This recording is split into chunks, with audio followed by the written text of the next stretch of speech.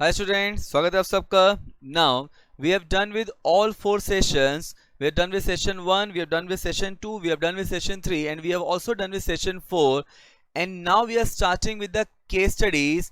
वो case studies जो ICSI ने past examinations में पूछा है from this particular chapter. So without wasting any time, let's start with the case studies from this particular chapter. So students, the first case study from this chapter being asked in 2014 June 6 and this question being asked for 8 marks. अब देखो question में क्या दिया है. It says that SEBI noticed a spurt in the volume of the trading of the script of the ABC Limited. Spurt का मतलब आप समझ सकते हो एक फ्लक्चुएशन, एक मूवमेंट, ओके,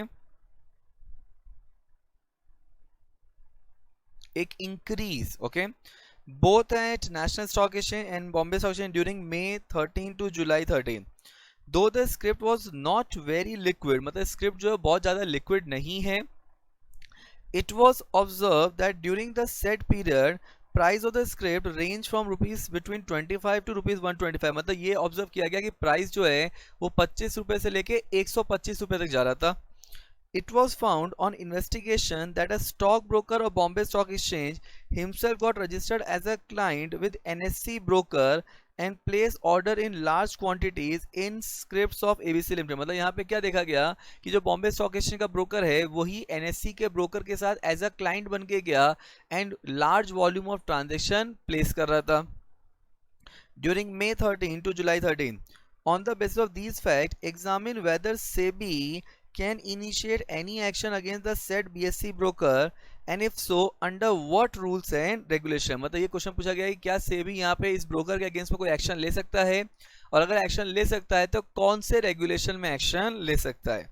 अब देखो, तो सबसे पहले तो when you have to answer a case study, as I said earlier also, you have to present the fact of the case and fact of the case में वही फैक्ट प्रोवाइड करना जो क्वेश्चन में दिया होगा एंड उन facts को point wise present कर दिया जाएगा. तो हमें क्या लिखा है that SEBI noted the spurt in the volume of trading of script of ABC Limited both at BSE and NSE during May 13 to July 13. मतलब अगर आप देखोगे तो क्वेश्चंस को ही एक एक सेंटेंस को एक एक पॉइंट में डिवाइड कर दिया गया है. देन सेकंड क्या लिखा है that though the script was not very liquid, it was observed that during the said period the price of the script ranged from 25 to 125. Second statement जो था वो सेकेंड पॉइंट बन गया. थर्ड क्या लिखा है कि it was found on investigation that a stock broker of Bombay Stock Exchange himself got registered as a client with NSE broker and placed order in large quantities in the script of ABC Limited during May 13 to July 13. मतलब अगर आप ध्यान से देखोगे तो question को ही reproduce कर दिया गया है पॉइंट मैनर में. अब देखो तो आंसर क्या लिखा है ना. ये जो केस है, ये जो गिवन केस है, ये काफी हद तक सिमिलर है in another case name Jhunjhunwala case से काफी हद तक कनेक्टेड केस है ये. मुरलीधर विश्वनाथ मुरलीधर झुंझुनवाला वर्सेस सेबी. तो उसमें क्या बोला गया है that the fact of the given question is similar to the case of Jhunjhunwala wherein it was held that the appellant was in violation of regulation 4A, B and D of SEBI prohibition of fraudulent and unfair trade practice relating to securities market regulation 2003. मतलब security market में violation न हो उसके लिए सेबी ने एक regulation बनाया है which is named SEBI Prohibition of Fraudulent and Unfair Trade Practice relating to Securities Market Regulation 2003. अब क्या लिखा है in view of which he was prohibited from accessing the capital market for a period of 2 years. मतलब सेबी ने ये notice किया इन Jhunjhunwala case में कि भाई सिक्योरिटी मार्केट के रेगुलेशंस का, सेबी रेगुलेशन का वायलेशन हुआ है तो पर्सन को 2 साल के लिए प्रोहिबिट कर दिया फ्रॉम एसेसिंग द मार्केट. अब इस पर्सन ने क्या किया, सैट के सामने अपील किया. So in appeal to SAT is it uphold order of SEBI in totality. SAT ने बोला कि सेबी ने जो भी डिसीजन दिया है वो एकदम परफेक्ट है. The honourable SAT noted that it is a fact that a person who operate in the market. मतलब सैट ने क्या बोला कि जो भी पर्सन मार्केट में ऑपरेट कर रहा है are required to maintain high standard of integrity, promptitude and fairness in the conduct of business dealing. मतलब सैट ने क्या बोला सिंपल वर्ड में कि जो भी बंदा मार्केट में ऑपरेट कर रहा है उसको high standard of integrity and fairness maintain करना पड़ेगा.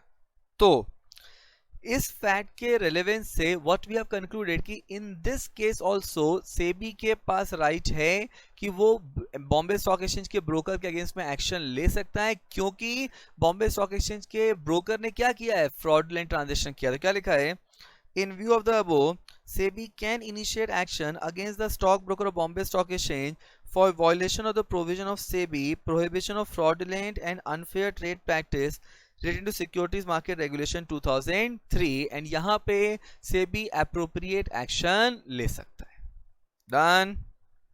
चलो नेक्स्ट क्वेश्चन इस क्वेश्चन नंबर 29 जो कि 2019 में क्वेश्चन पूछा गया है 5 मार्क्स के लिए। ध्यान से देखते हैं क्या लिखा है।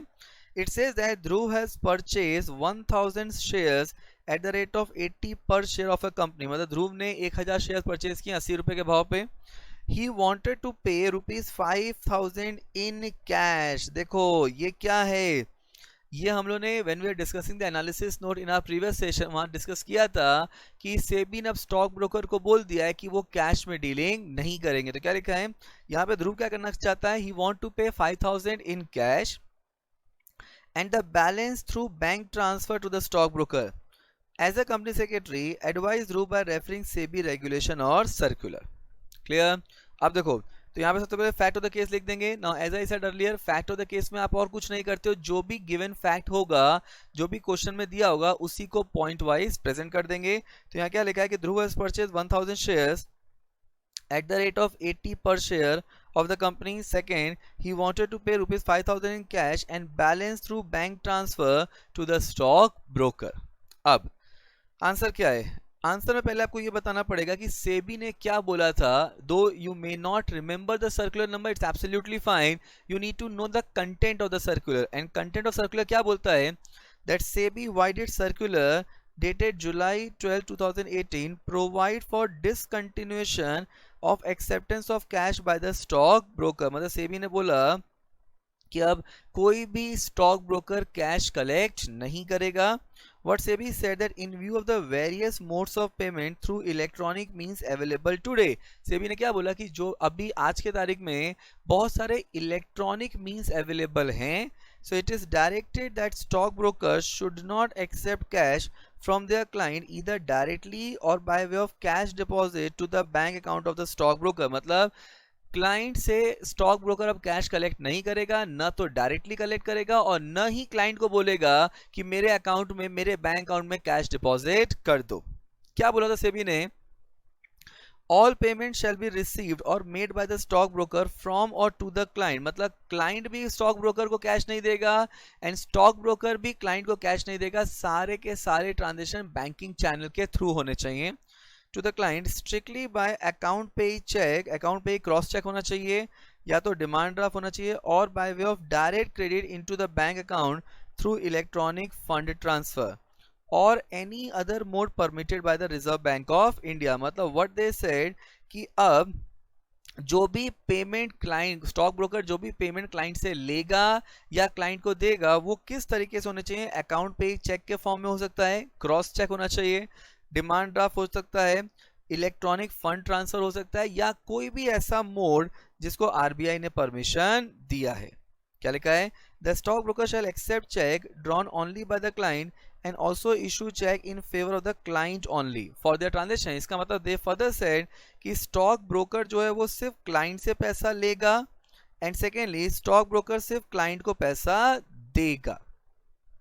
For their transaction, stockbrokers shall not accept cash from their client either directly or by way of cash deposit to the bank account of stockbroker। मतलब यहाँ पे स्टॉक ब्रोकर जो है वो क्लाइंट से कैश एक्सेप्ट नहीं करेगा एंड न ही क्लाइंट को बोलेगा कि कैश मेरे बैंक अकाउंट में डिपॉजिट कर दो।